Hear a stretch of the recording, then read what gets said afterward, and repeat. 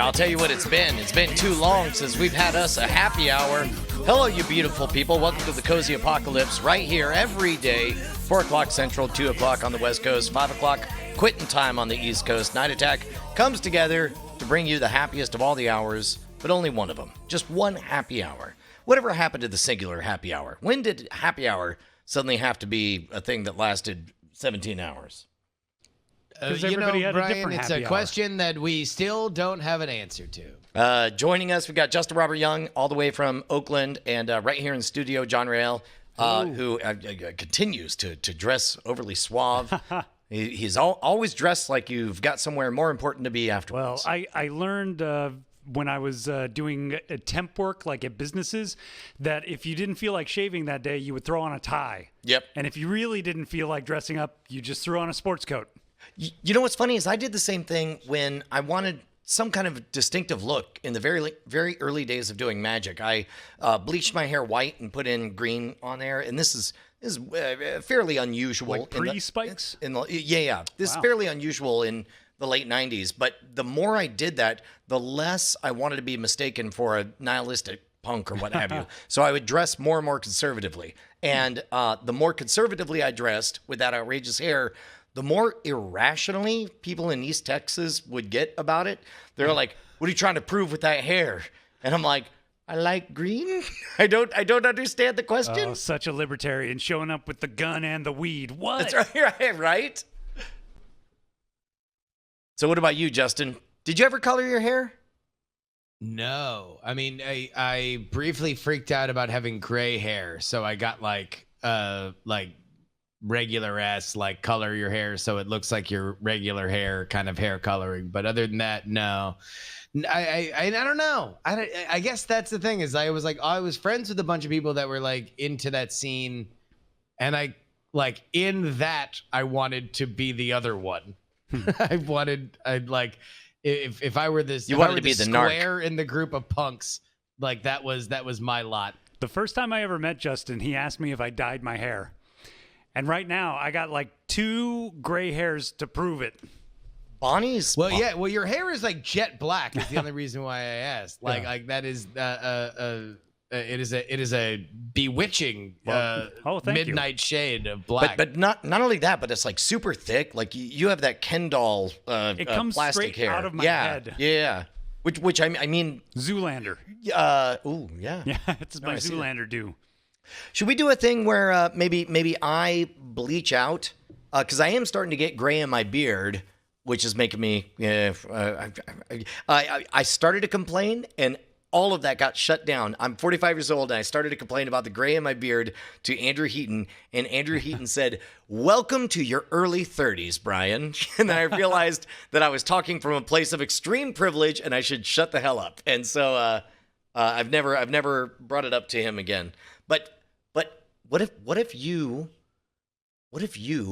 went bleach blonde and I went salt and pepper? Could we swap hairstyles for a week? You could rock a handlebar mustache. I have way more invested in that in the salt and pepper look.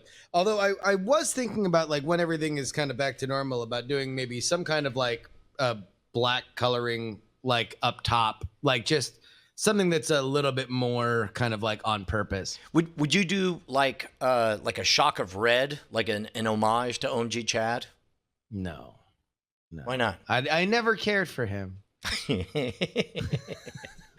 He's crushing it. I saw some article, I want to say in the Atlantic, about the Gizwiz, and they did a paragraph where it talked about Chad Johnson and how he fell into reviewing bad gadgets on the Gizwiz.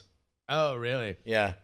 No, people are like, "Oh no, don't dye the gray." Like, I think it's not the gray will be a part of it.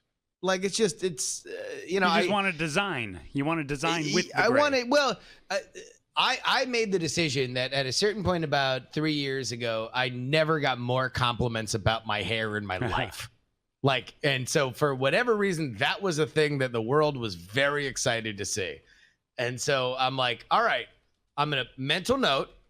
If we gray past this point, let's just mental note, remember, this is the point where it'll always look natural because it'll be black and gray. So it'll just be more design. At a certain point, it'll look ridiculous, but we've got a little while to go before that. So because of the apocalypse, haircuts not really happening. And I think I could be talked into leaning into this. What I've noticed is when I wear a hat, I get these little feathery wings off to the side. Yep. And it makes me think positive thoughts to peak Chevy Chase in the Fletch days when he had those feathered, like here, take a look at this. There you go. When he had the feathering coming out the side of the cap, like that, that was a cultivated look. And it kind of makes me want to go for that. Is that the crazy? And in fact, Bonnie accused me. I've been watching a bunch of old stuff, V, Knight Rider, Lonesome Dove and stuff. She accused me of watching all this stuff specifically because I'm getting to that scraggly feathered look where it's like you just want to go back and feel normal. And it's like, you're not wrong. I think we've all been regressing a little. Like I told you, I've been watching Parker Lewis and Alf. Like we've all been regressing a little bit. What has aged the best? No, Brian, you can't pull that off. Ah, come on. I'm for this reason. there. No. The hair's on point. Chevy Chase has a bizarrely long face, and that's what makes the wings work. Yeah. Because it's just like a little something to do while you're scanning this man's insane horse face.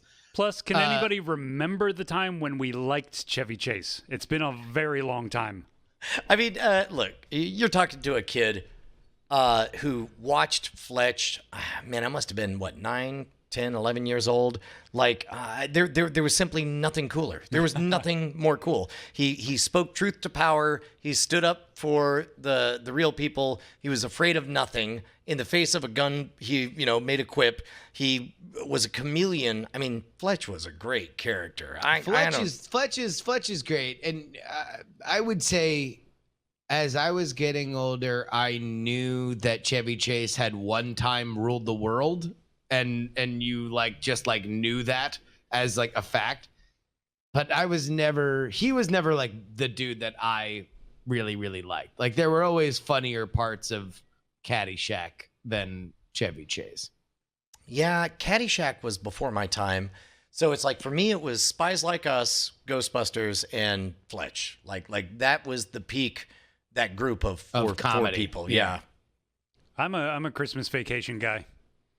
That was a weird one. That was a movie where I started to see the asshole cracks at the fringes, where I'm just like, I don't think I'd want to hang out with him. Oh no. whereas like during Fletch is peak, like, I wish he was my dad. I've known projects that he got cut out of, and they cut him out because they were doing him a favor, because that's how big of an asshole he was. Oof. Oh, Three Amigos, right in that, perfectly, squarely in that time. There's a famous SNL story where he first time he came back, and it was it was that season where they got Robert Downey Jr. and all those people that were a lot of LA actors, but the cast was really young. And he comes back and he's like God's returning to heaven, and they're all kind of mooning around him, and he just fucking rips everybody and is just a major dickhead, and then mocks Robert Downey Jr.'s dead dad and just legendary. Why are you even doing this? Kind of an asshole. To what benefit? Is this in his mind hey man, I'm going to shake things up. I'm going to goose the audience. We're going to really make something good here. I'm going to start by mocking people's dead. This is a behind the scenes story. So this is, as all the children are coming to father's knee, he just one by one fucking eviscerates all of them, using all of his Chevy Chase comedy powers to just destroy them. Ugh. Man, I feel like a showrunner should lead a chant of F you to that guy. So it is unsurprising that he is somebody that hasn't been able to. Well, it was part of the reason why that was so funny that he got the late night show. Because usually the reason why you would give a star a late night show is that stars know other stars, and you can get stars you wouldn't normally get on a late night show. Except everyone hates Chevy Chase. So like if there's one person that nobody would do a favor for, it's Chevy Chase. If we could get back to the real question, so you're saying I can't pull off? I'm gonna have to get a haircut. I can't do the wings. I don't know. No, you look more. Bill Murray from Caddyshack. Yeah. I'm okay with that too. Yeah. Like all of that sounds If pretty that's great. what you're going for, but know that that's the dumb guy. You're not the clever guy. You're the dumb guy. Never pretended to be anything otherwise. Luckily, I prepped that character long in advance. Everybody's surprised when the dumb guy says something smart. Yeah, I mean, no. Nobody if forgets that's when the smart case. guy says something dumb. Again, I turn you back to Dan Harmon. Did I hear right? Is Rick and Morty back already? I think first weekend of May, or like maybe May 5th or something like Yeah, that. that would be just around the corner. Yeah. Right on. Have you had any May change 3rd. of heart? Okay, yeah, first week. Yeah. On opening up Texas, 25%, 25% of the heart of Texas. Are we included in that? I assume so. I mean, it's a bit weird because number one, we're outside of Austin city limits. Second of all, the mayor of Austin said flat out, "You guys know this is all unenforceable. We're just saying it, and we hope you guys play along." So, wait, who would be changing their mind about it? well, I mean, in terms of, we were talking about, there's going to be the legal opening up of everything, but then there's going to be the stigma of being the guy to go to the place to do the thing. Because we had previously spent so much time fantasizing about how great it'll be to go back to a bar and sit down. I was and saying, do wings. if I were you, I would go Friday. Yeah, I don't know. I don't know that I will. So, like, will there be barber shops on Friday? Is that what's going on? 25% of them, I believe. How does that work? Do they give out lotteries? Like, I mean, this is one of those. It's the honor system. It's like everybody is like, hey, I called my other 3 barber friends and they're cool. I'm opening. Yeah, maybe they only have one barber. Oh, in actually, there. If you have 4, my you mom's send in one. friend. My mom's friend actually got a email from her nail salon in Georgia. I can read you the rules of a nail salon in Georgia. Please do. Also, the Ben Franklin in the chat says no barbershops in the first wave. I kid you not joking. I would like nothing more than a pedicure. Wow. All right, here we go. There are 8 rules. Number 1, at this point, services are reserved for appointments only. All right, so don't come walking in like some last-minute fuckwad. Number 2, all Parisian nail salon customers must have a mask on prior to entering the salon, and all staff will have a mask on at all time. So, How are they going to? No mask Do you on. realize what kind of weird ass beard trim I'm going to have? Well, this is a nail salon. I'm going to have a hell of a Van Dyke. They're going to trim everything except for this. Number 3, we will check everyone's temperature with an infrared thermometer upon entering. Number 4, social distancing of at least 6 feet of space between customers, and we have installed dividers and table shields at each station. Number 5, limited amount of staff and customers in the salon. Number 6, our customers receiving service are only allowed inside. If you have an appointment, wait in your car and we'll call you when we're ready. 7, we will disinfect and clean our shop prior to each and every appointment. And 8, cash is frowned upon. Apple Pay, Samsung Pay, Venmo, Cash App, Zelle, and PayPal. Man, that was a preferred. weird hard left turn flex at the end. Cash is frowned upon. If you're the guy bringing cash. Yeah, we will frown. Boy, will we pout about And it. hold on, I'm backtracking a little. Brian, am I to understand from your reaction that you've never had a pedicure? No, as a matter of fact, I did with Justin Robert Young. We both got our nails done. And in fact, we both had them painted with black sparkly paint. Well, I never get them painted, but I get the whole pedicure thing, you know, the massaging and the oils and the trimming and it feels fantastic. I enjoyed it most of all for the way it made my wife uncomfortable and the way it made the staff uncomfortable when Justin and I were drinking the entire time.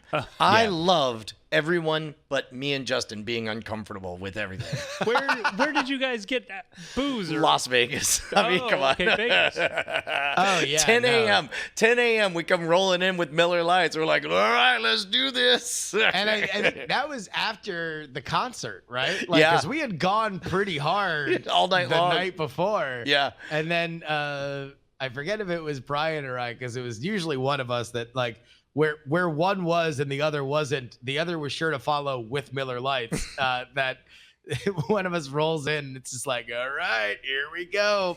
Yeah, And no, they're neither one of us wanted the indignity of walking in holding a Miller Lite without being able to hand the other person another one of them. So there was a lot of Miller Lights floating in back pockets that went around. But I'll tell you what, man, right atmosphere for a pedicure, like especially in front of your wives who are like taking it all serious. And I mean, I'm not kidding. When I was in LA, like there was a point when I was like, working as a temp in offices and making way more money than a 23-year-old ever should. I was getting a pedicure once a month, like every month. now, okay, so I understand a manicure as a magician. Like people are going to be looking at my hands. Let me make sure they're pretty. The pedicure seems like something you do just for yourself. Yeah. What is it you get out of a pedicure? It's the clean, it's the trim, it's the, all the dead skin and clipping and just That's the one thing. So previous to that on a Vegas trip, the reason why Ashley was like, oh, we'll do couples pedicures this time was because the last time that we had gone to Vegas together, she had me get a pedicure. And the one thing that I can say for sure was like a delight is just them shaving a half pound of like foot cheese off my feet. That like once that's using like a wood rasp for the whole thing. Once that happens and you'll never look at your feet again, like in the same way, because you'll always think, God damn, there's about a half pound of foot cheese that can come off this motherfucker. Yeah, I guess if I'm gonna invest in myself, it's always gonna be that full body massage. It's gonna be all of the big muscles on the back, and part of that comes from oftentimes when I was on tour, the only 30 minutes of bliss I ever got was getting a chair massage between gates 13 and 15. And it's like the idea of doing that. In fact, it makes me a little bit weirded out that when you go to a pro place, they're all like, also take off your clothes. I'm like, how's that part of it? I just want you to rub my shoulders. And we famously have talked about high-end shops overseas. Speaking of which, Indonesia in the news. Wait, nope. Correct that. I'm thinking about Westworld. They had a scene in Indonesia. Never mind. Fucking Westworld. Fucking Westworld. Fucking Westworld. Where would that have gone? Like in Indonesia, they're developing like avatars. Oh, no. Well, in Indonesia is where I got a massage that ended with a fairly aggressive sales pitch for a hand job. And we've talked about this previously. Did you like pay them not to? Like, here's 20. I did. I actually literally did that thing. As I call it, I found myself paying, as I thought of it in the moment, boner hush money. Yeah. Oh, I've paid that tax. You've paid boner hush money? Tax. Yeah. Where I'm like, I did not expect this place to be like this. I don't want anybody to come out and beat me up. Here's an extra bill for you. Yep. I'm going away. Yep. Wait, what happened with Westworld? They had a whole scene in Indonesia, in Jakarta, and that was, I thought I was accessing a news headline, but I was just remembering Westworld. This is what it means when your brain becomes like decayed and old, is that you're like, I heard something about the government. And then that's all you got. Or you sound like half of the people on Midnight Gospel. I need you to watch Midnight Gospel. Why? But both of you. It's like the new sorry. Dr. Oh, you weren't Katz. talking to me. You were talking to him. Well, especially, I like it fine, and I won't be able to stop myself from watching the rest of it. I suspect you will hate it beyond words. Really? And that's what I want to see. Because you know me, I'm all about that home movies, Dr. Katz, like improvised bad cartoon stuff. Yeah, but I also know that you are no fan of bad metaphysics. Oh, God. It's nothing but bad metaphysics for the first 4 episodes. And and I wonder if the one counterbalances the other. Well, I don't know. I mean, I did get a BA in philosophy, but I also love Robert Pirsig, Zen in the Art of Motorcycle Maintenance. So Well, and what I find myself anchoring onto is, regardless of how trite and cliche all of these epiphanies sound to my ears, it is clear that Duncan Trussell is having the experience of a lifetime in every interview, and my joy for him overrides my annoyance for everything that's being said. It's very strange. And then on top of that, you get to see, like, you know, a boob sprouting vaginas with teeth and all that. You know, just weird shit. Are you going to give it a try, Justin? No, probably not. Justin, Really? did you like home movies, Dr. Katz, like all that stuff? Oh, sure. Yeah. No, back in the day, absolutely. Yeah. I mean, that era of, like, I mean, was that was Comedy Central? Yep. Right? Adults Possibly Swim for before home it was even movies. called Comedy Central. No. Because I remember the switchover of Ha to Comedy Central or Comedy Channel. I thought it was and Ha CTV. merging. Yeah. It was like Comedy TV and Ha merged and became Comedy Central. And I remember them making a big deal about it, but I had never seen the network before. So I was just like, oh, man, they're really making a big deal about this new network. But no, it was always the Penn Jillette voiceovers for Comedy Central. But no, yeah, all that stuff I loved. I mean, although was it USA maybe? Which was the Critic on? The Critic was actually, I believe, CBS or ABC. It was actually prime time. And then That it got was prime switched time. over to Fox, And then it went to Fox, yeah. where Yeah. ironically it became more family friendly and started to suck. Yes. And also laid the groundwork, the DNA for the non sequitur jump back moment that became endemic in Family Guy. Oh yeah. Like the Critic was like, Yeah. anytime a movie was mentioned by so and so, you could reliably always snap to this non sequitur of, like, Howard Stern doing The Lion King as roaches or whatever. That is very true. Yeah. And I then didn't think later about that was just picked up by Family Guy. Hey, Brian, you want to hear some entertainment news? Goddamn right. That's why I'm here. All right, so here's the deal. People can't go to the movie theaters right now. Maybe Friday in Texas, I was but in about to general, say, yeah. most people cannot. And so it's really affected a lot of these releases. Trolls World Tour came out, and according to Universal, they said that they made $95 million on the release of Trolls World Tour in the first 19 days. That's phenomenal. Am I mistaken in that our friends, the McElroys, have voices in Trolls? I seem to remember some of that happening.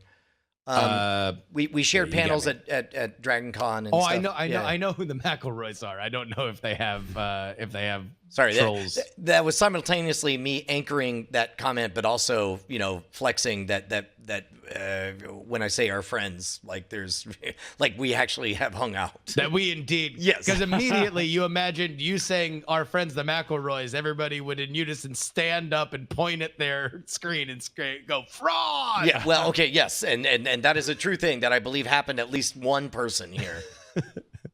There's somebody that's not happy about that money. Who'd not be? Is it Big Troll? Big Troll coming down on Trolls 2, trying to make a little change for the little trolls? Might as well be. It's the National Association of Theater Owners. Oh. They sent out their own statement about the fact that Trolls apparently made that kind of money. Quote, "This performance is indicative of hundreds of millions of people isolated in their homes seeking entertainment, not a shift in consumer movie viewing preferences. It is not surprising that people under shelter-at-home ordinances for weeks on end with increasingly limited entertainment options would take advantage of the movie's direct-to-VOD move to keep children entertained, even at a premium price." So the viewers were victims of an assault. It reminds me of there was a King of the Hill episode where Bobby takes a community college comedy course, and the dude starts laying out the rules of good comedy. It's like ha ha ha, double twist, then three ha's or whatever. And so he tries to do a comedy performance piece, and he's in the middle of, you know, wearing a bee costume on fancy stage. dog. Yes, exactly, doing a thing. And then he decides to break with the system that he's been given, and instead just starts doing fart sounds, and everybody starts laughing. And the community college professor shouts, Bobby, Don't accept their laughter. It's unearned. And I've never forgotten that. Well, apparently the National Association of Theater Owners will not either, because we're all victims. They are Troll. If you watch Troll, you were victimized. Yeah, that's what we learned. They defended their value here. Theaters provide a beloved, immersive, shared experience that cannot be replaced, an experience that many of the VOD viewers of this film would have participated in had the world not been sequestered at home. We are confident that when theaters open, studios will continue to benefit from global theatrical box office followed by traditional home release. This counter argument comes to us from Doug in Albuquerque, who says, I don't know, the kids were quiet for like 2 whole hours. What are you doing, man? Would you get off my junk? Who are you? It's me, Doug. From some of the victims. I want some of the Troll World Tour victims to come forward and tell us their story. Okay. So, good thing, bad thing. You think it's a good thing? I think it certainly is a good thing that, like, at a certain point that the theaters are going to lose hold of everything, right? Like, there's going to be like things that are big that will come out closer to day and date, if not day and date. But at the same time, man, if I'm a theater owner, I don't know what the hell I say. Like, dude, we're fucked. We're so fucked. Literally, the one thing that we are our beneficial thing we can all get together is now a massive weakness. Like, there's no way that like we have so much work to get over. Yeah, for the record, are theaters going to be open on Friday? I don't know about that. And if they are, will we have to wear masks while we're sitting there for 2 hours? Could be. So they are allowed to be open. The Draft House came out and said they would not. But who knows? All the theater chains have to make their own decision. I'll be curious about the one right around the corner from you, Bri, because that's a more independent one that has less less of a large scale decision to make. They just have to worry about your area. They've got a lot more flexibility. Here's what I suspect is, and we talked a little bit about this on Cord Killers yesterday. Back in the old days, when you're competing against radio, so at first, train pulls into station, shows up, everybody goes freaking nuts. The movies are the best thing ever. Then Birth of a Nation happens, everyone's cheering. And then radio and television come out, and all of a sudden it's like, well, if you're going to get me to go to the movie theater, it better be for something special. And so then that's when we see the advancement of like CinemaScope, 3 projectors for ultra wide, Lawrence of Arabia, that kind of stuff. And then now, then you get the internet, and it's like, okay, well, if you're going to get me to go to the theater, it better be for something special. Then we get the MCU and all that stuff. And now we're back again where it's the same game they've always played, which is if you're going to get me out of the house and into the theater, it better be for something special. And here's my guess. Took a long way to get here, but I suspect that if you want to satisfy the reduced capacity issue and make people feel safe, you create Las Vegas style seating, a bunch of tables, 2, maybe 3 seats at each, little candle in the middle. You up the dining options. You maybe even hire a live act to do some pre-show, but no more than 60 people in there, and you double or triple the price. So it's like, because you're not just paying for the movie, you're paying to get away from the kids, you're paying to feel like you're outside, you're paying for the fact that everybody is at least 12 feet away from you, and you're paying for a longer experience out of doors. I'll say, when I was in LA, half of the movies I ever went to were nostalgia, like pure novelty. Like, I saw Terminator 2 on the big screen like 4 times. I saw Space Odyssey, So for me, to my mind, I think most theaters will eventually just be like licensing random movies that they know people are eager to see on the big screen. Well, and also that's a lower risk for them in terms of the upfront rental. Yeah, and the Russo brothers came out and said yesterday that they would be for like a re-release of Infinity War and Endgame, like as like the first big weekend release, like as a lot of the major chains kind of gear back up, because like that would be like, all right, here's this one of the last big like communal experiences that people remember before. Now come back and see this, and it's already ready. You don't have to worry about some massive tentpole movie being ready and willing to go on that time frame. You can spin that up in 2 weeks. Do you think that there's a place for like event showings, like, hey, much like the Machete order of Star Wars movies, or the Topher Grace did a cut of all 3 prequels into one movie that was allegedly phenomenal. Do you think that we could see event things where Disney Marvel would say, this will never be released as a thing. We're not even going to acknowledge it as a thing. However, this is a ticketed event. We're going to take 21 Marvel Cinematic Universe movies, and it's been made into one 6-hour supercut. There'll be 2 meals served over the course of it. It'll be handled by the editor, DJ Music, and enjoy. Like, that's something I would go to see just to be a stone skipping across that deep sea of a story. I mean, the big re-edit, maybe. I think that would be just as much about the auteur as it would be about the subject matter, right? Yeah. It would be like, oh, I want to see James Cameron is re-editing Avengers or something like that. Right. Like, that would be something where you'd be like, oh, okay, I'm curious to see these decisions. But as far as like other people remixing, remashing, like one of my favorite quotes ever is like copyright law is so jacked up that the biggest downloaded album in 2011, it was like the Gray album, it was mashup of the White album and the Black album. Nobody made a dime off of the most downloaded album of the year. That's how fucked up copyright law is. I don't,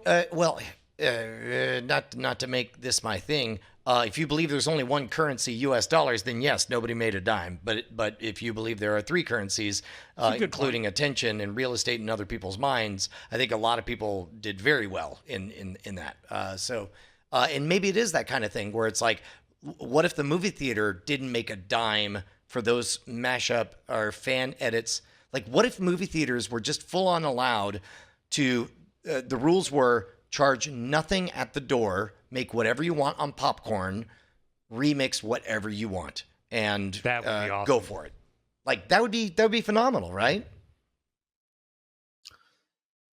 Yeah, I mean, it would get people into the theater, which for the theaters, that would be what they want. I mean, how big do you think re-releasing Star Wars, the original Prince, because that's often talked about as like a big Disney Plus thing, like that if they were to release the unfucked with version of the trilogy, that like that would be a big deal. And I think it would be, because it would certainly excite the kind of press about it. It's been a long enough geek conundrum. But do you think it would be enough to get people out of their houses? No. I mean, no. I think Star Wars has lost a significant amount of its juice over the last 8 years. Even because this is the move for the people that have lost the juice, right? Like this is the one siren call is like, well, no, remember the thing that you actually fell in love with, even as it has been repeatedly diluted. Anecdotally, I would go to a theater to see the pre-edit versions. I mean, for what? For you to notice all the things that aren't there, I guess? I mean, that's... Wait a minute, hold on, wait. Before we were talking about how much of a new business model running repertory prints were, and John was saying like, oh, I went to go see Terminator 2 Sorry. so many times. You are correct in that my bias is just I'm kind of over Star Wars in general. One of the stories that we covered in Cord Killers was the suggestion that somebody was going to create an alternate timeline version of Star Wars story.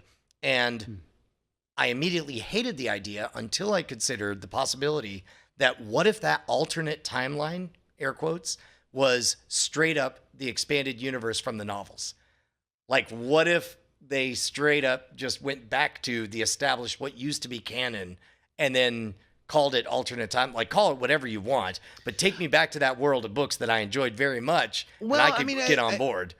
I think the problem with how they've handled the EU isn't that they didn't just start making EU movies. It's that the stuff they've made didn't borrow liberally enough from the EU, which are like ideas that work.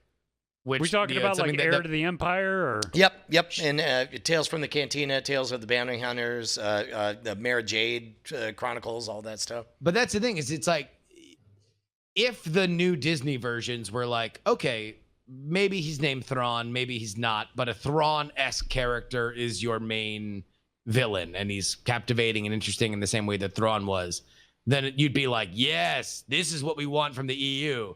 Because like nobody goes to those Marvel movies and are like, except for the real fucking neckbeards, and are like, yeah, you know, they took a lot of stuff from this run, but like, I hate the fact that they didn't make an issue for issue remake of this Captain America story. They're like, no, they got the broad strokes of this one cool run, and that's really what we want. They managed to condense all of Tony Stark's alcoholism into about 15 minutes of Iron Man 2, where it's like, he's drinking a bit much more than he should. And although, to be fair, even in Demon in a Bottle, it's not much. Like, he decides to take a shower and then get sober. He gets fucked up and then he swims, and then he's like, whoo, beat that alcoholism. God damn, that was a real rough 15 minutes. Dude, no, I would be so down for that if this was like a backdoor way to straight up bring the extended universe in but there. But all we want is just good shit. That's all we want. All we want is good shit. That's the only thing that we really want with Star Wars. That's why The Mandalorian was so popular, because like, beyond whether or not it was the best thing on earth, it was fucking competent, and it cared about its own universe. It was and totally people competent. were like, wow, look at this competence. Yeah. Are you gonna watch another 8 hours of the making of The Mandalorian? No, unless it's all Werner Herzog. I will see any and all the ones. It's that amazing. heavily It's a feature. game changer. They project the planet around you. You react to the giant monsters. Yeah, if it's just like him and at a certain point he just stops talking about Star Wars and he's just being a weird ass Werner Herzog, then yeah, I'm all about it. Oh shoot. I think we had a meeting that we were supposed to go to, Justin. Oh shit, when? 24 minutes ago, right around the time we started this. If you want to fire off an email, we can let her know that we're Wait, bad was boys. that set in stone? I didn't know that we actually picked a time. I didn't know it was either. Yeah, we'll find out. Look, man, what are we gonna do? Yeah. Disappoint 182 people standing here live? This is the closest thing to violating social distancing that we're gonna get. And you're right, Scoopernova girl. This is more important. Speaking of important, man, it was a lot of fun to go do Abracababble. It's so fun because there's no expectation that anything on that podcast is going to go out to anyone. So you just speak totally freely about magic moves and methods the way you would among your peers. What is this? This is the podcast that the patrons for Matt Donnelly, for his the Mind Noodler act, that he does as a reward. Right now, they're going through the entire back catalog of Penn and Teller Fool Us, sort of giving a critique of each act as they go through. And again, because it's not publicly available, you have to be a paid member and supporter. Then it allows you to just straight up say, yeah, so this is the method used for that, and I'm curious why they didn't do that. Oh, that was an editing decision. Oh, that makes sense, et cetera, Nice. et cetera. It was really cool.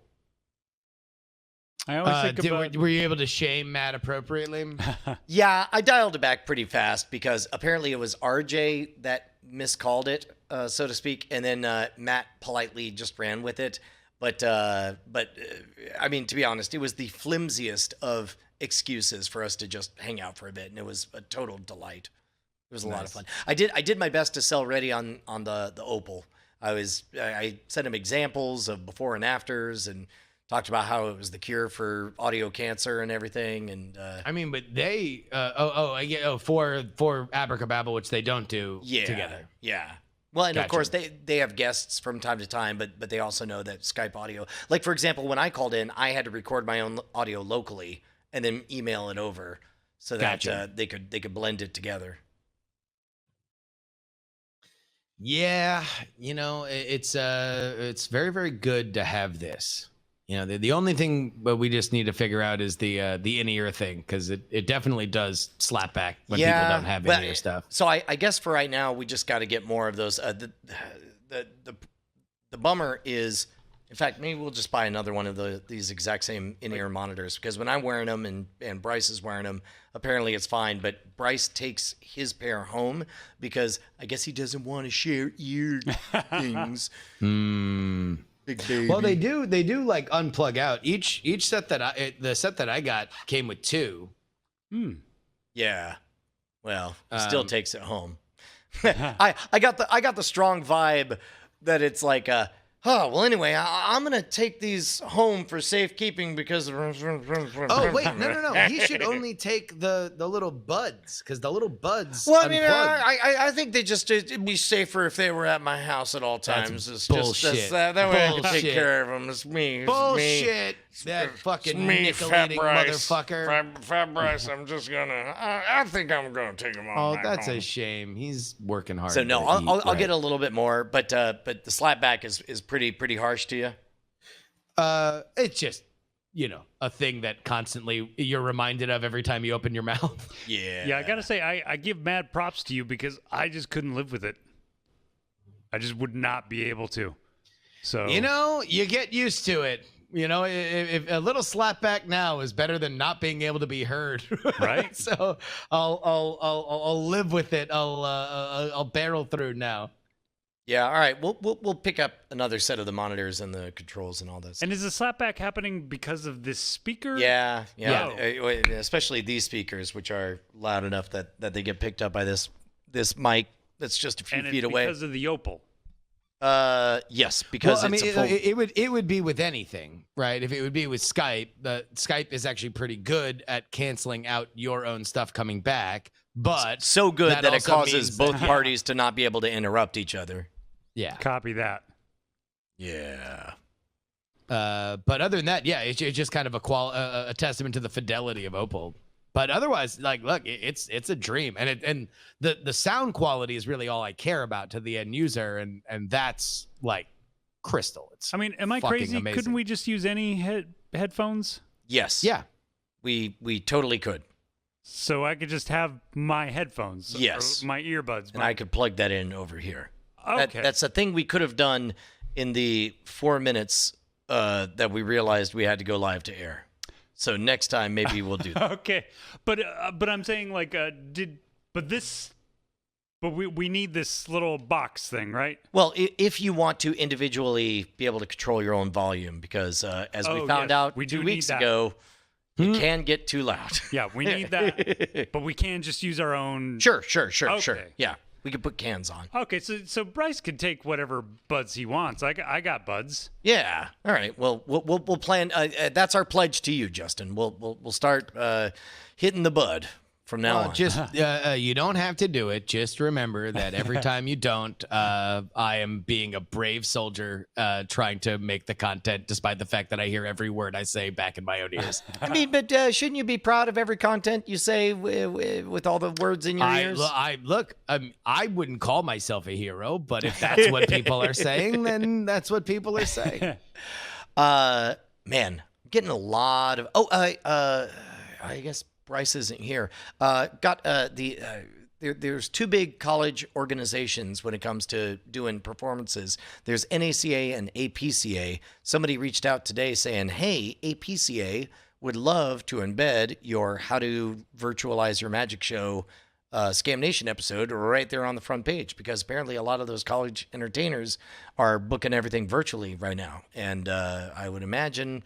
it sounds to me they're all very proud of themselves. They're all very pleased that they figured out a way to get 70% of the revenues that they were getting without having to get on an airplane. And I wonder how long that's going to last.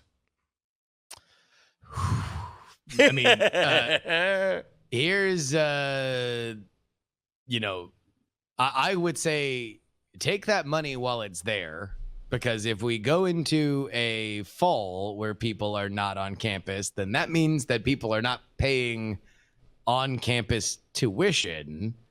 To which point there was probably going to be a little less for that student activities office to liberally spend all over the entertainment landscape. So I would say somebody with a moderately priced, competent, virtualized magic show will do well, as long as they understand that moderate price might be the high end come next fall.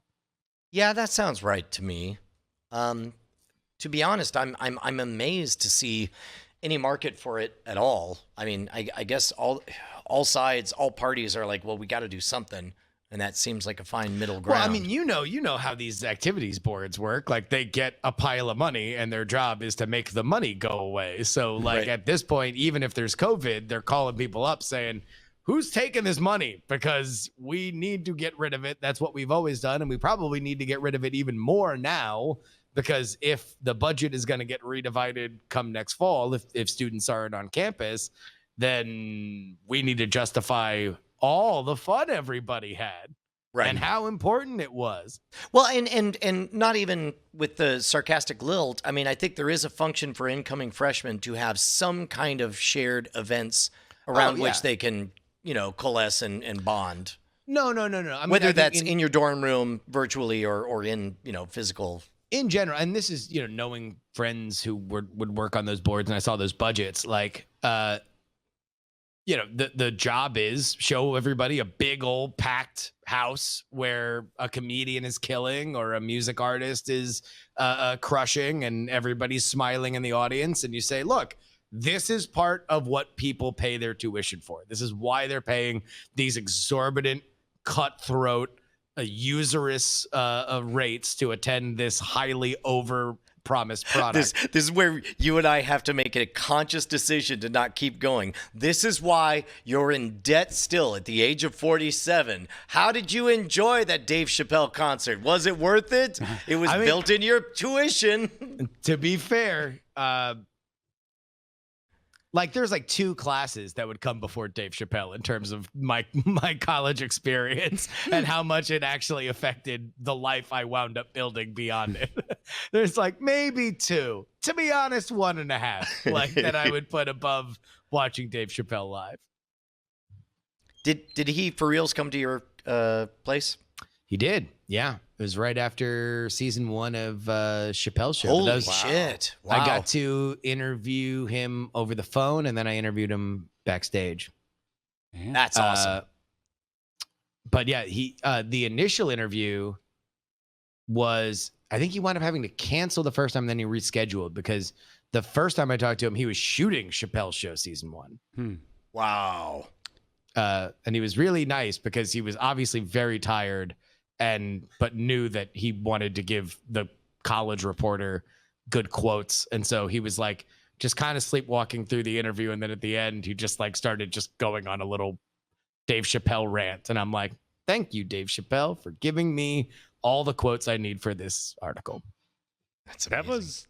That was another comedian. Well, that was a comedian that like owned the world at one point, and then he canceled himself. He was just like, I'm out. Peace. Yeah, I think there's more to that story. If anybody here would know the most about it, I would suspect it would be Justin. Yeah, there's, it seems like there's still a story, an untold element of this story, but what is known is Chappelle in general became concerned about who was laughing the hardest at Chappelle jokes. Yeah, I remember that. Yeah, and then I think what spiraled out of control was he wanted more control over the show, and Viacom hit him with the cold hard, like, hey, we just signed a $50 million deal with you, and we've shot enough. We can already do something with it. So you're not as important to this as you think you are. And Chappelle decided, well, let's see, and just fucking left $50 million behind. But that was his move. And I remember he had like this weird paranoia. There was one shoot he was on where they wanted him to wear a dress for a comedic bit they had just written. And he's like, no, I'm not going to do the new bit you just wrote. And he went on to say in this Oprah interview, he's like, are you aware that every black comedian has been made to wear a dress? I'm like doing the math in my head. I'm like, well, every comedian I can think of has worn a dress ever. No, the problem is that, and this is still the case to a certain extent, but probably a little bit less so now. There was always the phenomenon of there can only be one black comedian at a time. There's like always, and this was, whenever you would go see a predominantly black casted movie, you would know that never more than when you would see 4 trailers and they all had Kevin Hart in it. Like, it would just be like, all right, here's the next 6 months of Kevin Hart movies. And you're like, oh, yeah, because there's no Dave Chappelle and there's no Chris Rock and there's no Chris Tucker. So it's like they all got their moments, never overlapping. It was like one was put in the drawer and then we bring out the new one. And so I think that's the subtext to that whole dress story is like, that's the last moment. The moment where they want to make you this, like, you can't be the like hero, you're gonna be the buffoon. And like, God forbid there be the hero black comedian and the funny black guy. Like, no, they're all always going to just be George Burns, slapstick vaudeville stuff. Am I remembering right? It was a lot of this came out like in a Charlie Rose interview that he just decided to start smoking on stage or something. Well, he did the Oprah one when he came back from Africa. Yeah. And that was like the first big thing that he's done. But no, that's been like his new power move is like, yeah, it's 2020 and I smoke on stage. And who's going to tell me what to do? I walked away from $50 million. Do you think I won't walk away from literally whatever this opportunity is? Because I'm going to smoke cigarettes on stage. God, do you remember when he did the opening monologue on SNL after Trump got elected? That was great. Electric. I was in Austin.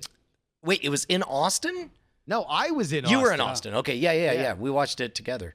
Man, that was amazing. Anyway, hot take from here at Happy Hour headquarters. Dave Chappelle, good. Come at us. If you believe otherwise, we will well, hold on. Yeah, ignore you. Well, yeah, no, let's just leave everybody has their own opinions about Dave Chappelle. I love Chris Rock. I love Lamp. Not in movies, but in comedy, he's the best. Although apparently, what's it called? He's in the new Fargo. Really? New season? Chris Rock, new season of Fargo. Wow. Have you guys have you watched any of those? No, not yet. There's not a bad one. They're all amazing. Like the Fargo TV shows are every bit as good as the one Fargo movie. Possibly each one is better. Damn. It's have you watched all of them? You know, oddly enough, we have not watched the first. We've watched the second one and we watched the third one because we accidentally started watching the second one before we started watching the first one because of a bad UI problem. But we have not gone back and watched the first, but both the second season and the third season are fucking immaculate. Yeah, the first is the closest to the original movie in setting and tone and narrative structure and all that. It's great to see Martin Freeman do just his Minnesota nice accent. It's and Billy Bob Thornton, very credible villain in that. It was pretty great.